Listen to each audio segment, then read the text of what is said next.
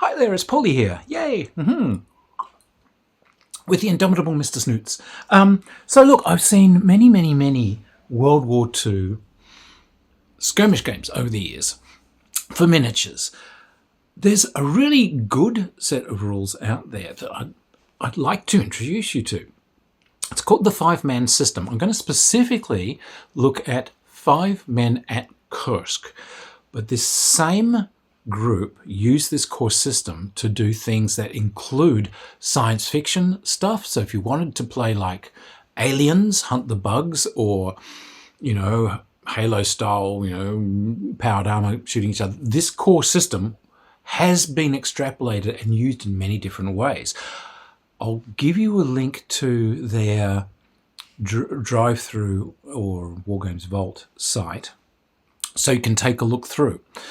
These are designed as a set of miniatures rules for skirmish, and by skirmish I mean you're looking at having a section of about 12 men on the battlefield, which means that you can go to town painting some up and having fun. You can use 28mm for this. You could even bring out the 54s. For those of us who remember the lovely chunky FX figures. 5 men from Kursk. Okay, so this is a World War II skirmish miniatures system. The scale of the tabletop, pretty much you are able to shoot clear across it generally. It's kind of the danger zone. You have a squad. That squad will have one or sometimes more than one leaders in it. And you're going to record the weapons, the main weapons that everyone uses. Now, your squad is rated for different abilities. There's movement, there's its fire coordination, there's its morale, and these sort of characteristics are quite important in the game. They bring a lot of character through. When it is your turn to move, you're going to roll some dice, and they're going to be if your squad has a higher coordination rating than the enemy, then the communication and the training of you guys is higher than the other guys, so you get to roll extra dice. But in general, you roll about 3 dice. You will roll more if you're more coordinated and trained. So like if you're getting into early war where like the Germans are way more trained than some of the people are coming up against, or if you're getting something like, it's D-Day and British paratroopers are attacking German troops, those paratroopers or those commandos are incredibly well trained. Yeah, these guys get a lot more options. But anyway, you roll this sort of number of dice. You get these extra moves that you can apply to people in your squad.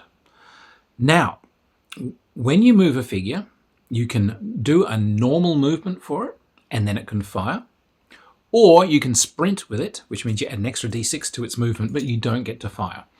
At the end of your movement, you can basically go down into cover. Now, you can go completely down. You can hug the earth, which means you'll basically, if you are behind a wall or a serious sort of fold in the land or something, you are actually out of direct fire.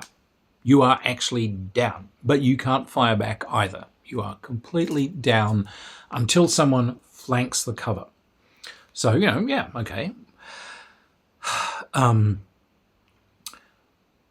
What the special moves that you get, they allow you to do moves that the enemy cannot do opportunity fire on you while you're doing them. These extra moves, these extra actions, you can use them to move, you can use them to fire, but there's no return fire. Any other action that you do, you can be fired upon by anyone that can draw line of sight to you. So if you move, or if you come out and fire, you can be fired back at. Okay. Now, the number of opportunity fires that your opponent gets can only ever be equal to or less than their fire coordination number. That's the number of opportunity shots you can get during a turn. their fire coordination number is also the number that that side will roll to hit. That's the firearm training they have. So again, training's incredibly important in this. There's a command range for the command troops. It is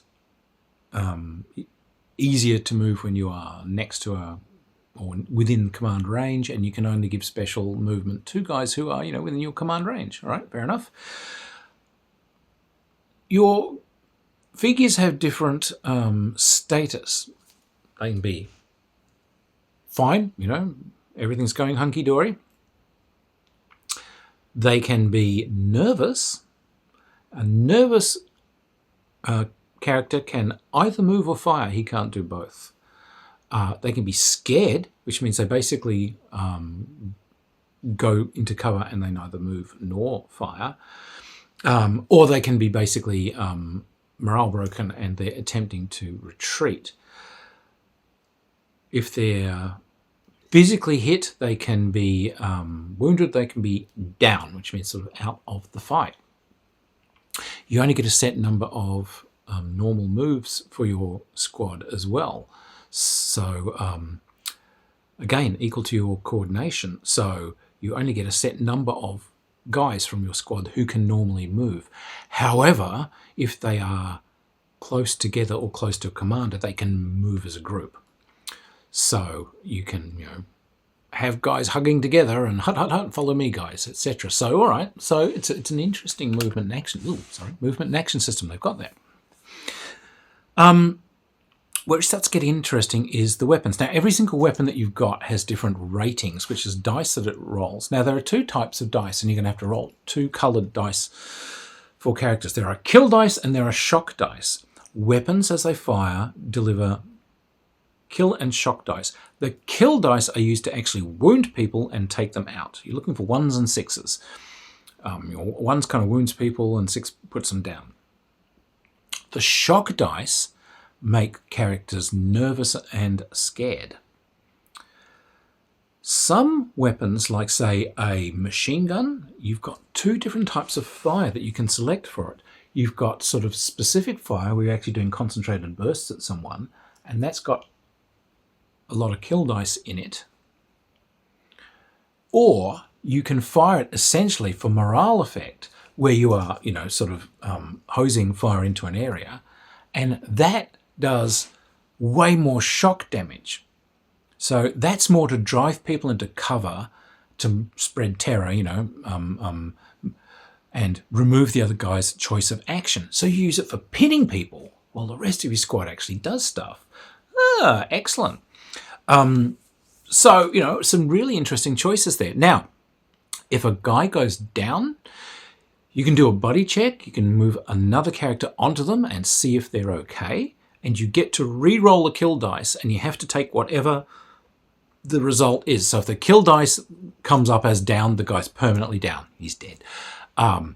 If it's wounded, okay, he's wounded. But if he was down before, now he's only wounded. So he can still do some things. It's all right. I'll patch you up, buddy, or, you were fine. Or if it's a null result, you manage to get the guy up again and get him moving. So having some figures that move around and look after the wounded, and so on, is actually, all in there is a good idea. There are rules for grenades and so forth, rules for indirect weapons, rules for rifle grenades. Thank you, the great forgotten weapon of World War II. A very efficient way of making people, suddenly turn into orange mist. Now, it's not a game of massed combat. There are vehicle rules in here, but they say this is not a game of really tanks clashing against tanks. It may happen, but because we're telling the tale of this is when a squad got into action against another squad, there's certainly lots of room for some armoured cars or a tank or something appearing in as part of the game problem and so on, but it's not specifically about clash of armoured vehicles. With that said, the armoured vehicles activate and operate like other vehicles. They've also got this thing, tank shock. If a tank is coming towards a squad, people get nervous as it gets near because people are terrified of these sort of things.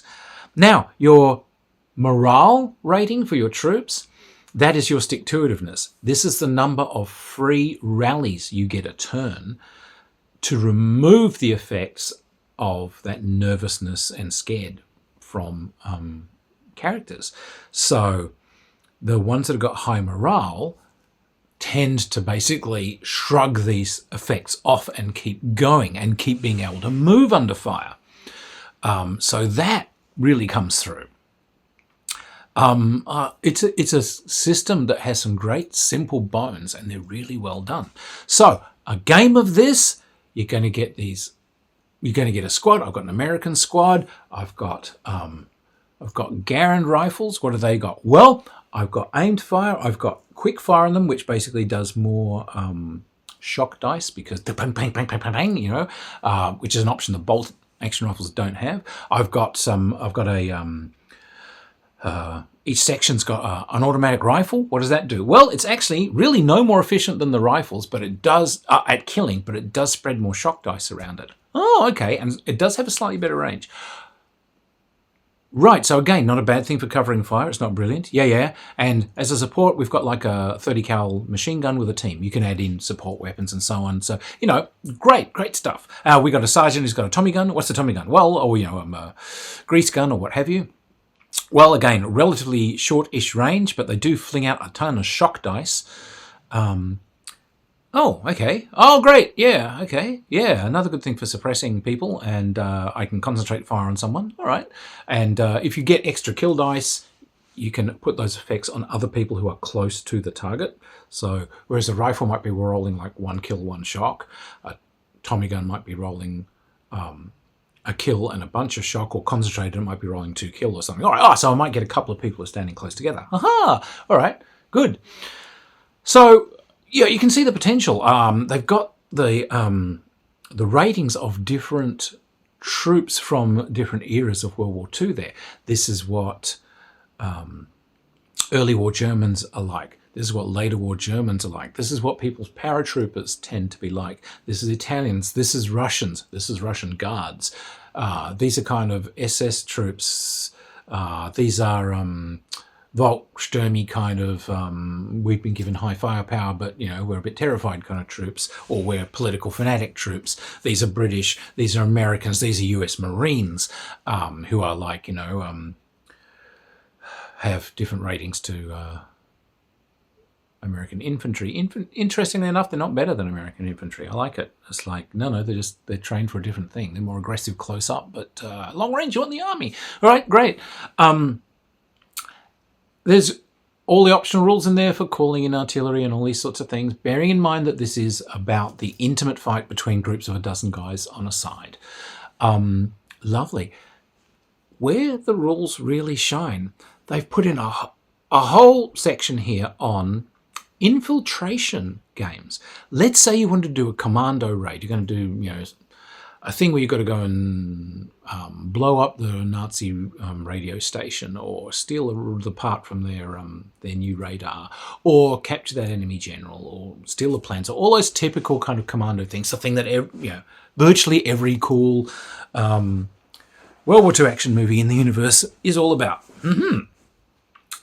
You can do it. So what you do is, the defender gets his troops, the attacker gets their troops. The defender, as you lay out the terrain, the defender puts patrol points on the board. These are places that the patrols move towards, and they have their guys who are sentries moving around, and they have people who are on alert, and they have people who are just, you know, in barracks or not on alert. Right. So, you know, you've got the guard room with a dozen guys, and you've got, you know, 2 guys walking the perimeter, and a couple of them have got dogs. Fantastic. When it's their turn, the sentries' only choices are really to move from where they are towards a patrol point by whatever route that they can, or move to investigate anything that has generated a noise. This is in the stealth section of the game. Once stealth goes out the window, it turns to a normal game. So, the infiltrators can move, and they move quite happily on the board. You can do it. You don't have to do it secretly. They move, but they're not seen unless they get within a set distance of the enemy. If they do certain things, they create noise. They can attempt to do a silent kill on a sentry, but if a sentry comes within 3 inches and there's someone from the opposite side in their forward arc, the sentry can raise the alarm.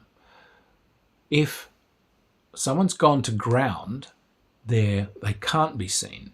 If the sentry goes past them, you can attempt from behind to do a silent kill.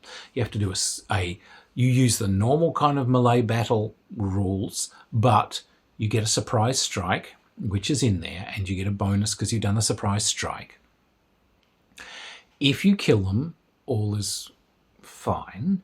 If you fail, then there is an ongoing fight, and there is a source of noise in that area. You can fire silenced weapons like the Lyle carbines and these sorts of things, but they do make a noise when you fire them. So from the point of fire, there is a noise. But if that point where the noise is too far away, the sentries won't hear it. But because it's dark, you've got a very limited range, etc. So, silenced weapons are useful and not useful. So your infiltrator commando sort of guys are going to have to try and figure out the routes these guys are on, find when they've got to head to cover and drop into it, figure out the best ways of ambushing guys as they go past and make their way in. Eventually they are going to get probably seen, but the idea is you've got your scouts out who are going to kind of take care of key sentries so that your attack group can get in, so that when all hell breaks loose, you're well situated to now fight. And you've probably got a small team, but they're going to be highly, highly trained. So they're going to have high morale, high coordination, high fire discipline, and probably the garrison troops are going to be way worse. So small group of guys then fighting a larger mob of guys, but only the active ones can really come out of the barracks and fight. The rest have many, many turns before they can basically get their sodding boots on and find their rifles and come out. So it'll be escalating damage. Meanwhile, you've got to get off. And so it's I haven't seen another set of rules do this. Dogs, if sentries have got dogs, they have a general area around them in which they can detect you, even if they can't see you. So it's very difficult to take care of guys that have got dogs. You can also deliberately distract sentries. You can make noise and you can project that noise some inches away from you. So in other words, like, all right, I'm going to throw a rock, or I'm going to do something that makes noise 3 inches that way. The priorities on these guards is, if there's a noise, they have to go and check it out. Right, so they're going to head towards it, and that's when, and that's when the commandos, There was an old goodies, which was a British TV show. I loved it. You have 2 German guys guarding a bridge. One's just, why all this fighting? And the second goes, what? Why would you say that? Why would you say that? Don't say that. Back at home, the cherry trees would bring in blooms. Don't talk like that. The moment you talk like that, British commandos jump into the shadows. Van don't, shh, quiet. You want to see a picture of my girl? And the other guy, I'm not with him. I know nothing about him. No, I'm nothing. I have nothing to do with him. If you want to stab someone, you can stab him. Yeah, pretty much it. But this infiltration set of rules has essentially huge potential for solo play. And they've got all the charts there for solo playing it. So you can solo play a whole commando raid or trench raid, or, because obviously this works for busting into the enemy trenches, doing infiltration tactics to, open the way for an offensive. You can do it as a solo, and it's all set up for that. And those same solo rules, just in this one basic set, I love it. It just keeps going. You can obviously use a lot of those basic rules for solo play. You can actually solo play a normal scenario, and they've got the whole rules there for how to solo play it, how to auto run the other side if you were just doing squad versus squad. Okay, this is how they will spend their points normally. This is how they'll do their fire normally. This is where they'll move to. You're going to highlight points of interest on the board. There's going to be an objective or something that they are there to protect or seize. So this is where they'll move towards. This is what they'll protect. This is how they'll protect it. So solo play, you can. It's a game that's got a whole solo play system in it, and it's got campaign play in it. They've got all these wonderful charts for generating the personalities of every single person in your squad, in more or less detail. You can choose to do it, and they do have some minor little game effects, like this one. You know. It can affect that person's morale and his stick-to-itiveness and his fighting and so on, if you wish, or the fact that these two are buddies, and so if you do a buddy check, it's more likely to work, and all this sort of stuff. But also just put some real character into the whole thing. And they've got a campaign system that goes in, so you can keep following the squads. And if you wanted to do a solo campaign, you can do this whole solo campaign where you're keeping track of these squads, and these guys get, and what happens between missions, they get married, and how's that thing going? Well, now he's gotten a bit nervous because, you know, he's got something to live for because he's got the young bride, or this one's marriage has gone to pieces, so now he's basically, morale-wise, this guy's gone a little bit crazy because, you know, he now thinks he's got nothing to live for.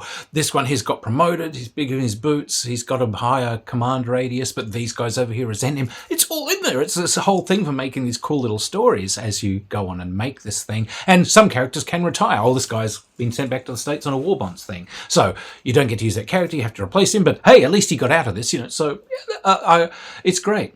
And like I said, this core set of rules is called the 5 core rules that they built. This five men in Kursk. There are science fiction and fantasy settings they've done. They've done colonial versions, all sorts of things. So it's a lovely system that they've used, that they've put modified rules in for different settings. Hats off to them. I like these guys. This is a really good set of rules, and well worth looking at. It's available online on Drive-Thru and I think Wargames Vault, and the price is negligible, absolutely negligible. They have a ton of stuff there. A ton of these different variants. So check some of the bundles, because the bundles will have, like, you know, 5 men from Kursk or something, but they might have like 5 or 6 different of the rules variants, and, you know, it'll only cost $1 more to get 4 or 5 different sets of rules. So yeah, well worth looking at. These are excellent skirmish rules. Like, I see a lot of skirmish rules and they just roll, hit, things fall down. What made these shine was those rules for the coordination and the morale and the movement, so that my fire discipline's important, how well coordinated my group is important, and those free moves that I can do, and having to plan the number of moves for my group because I've only got so many, but if I move groups together, that counts as one move. So, you know, okay, so that's important.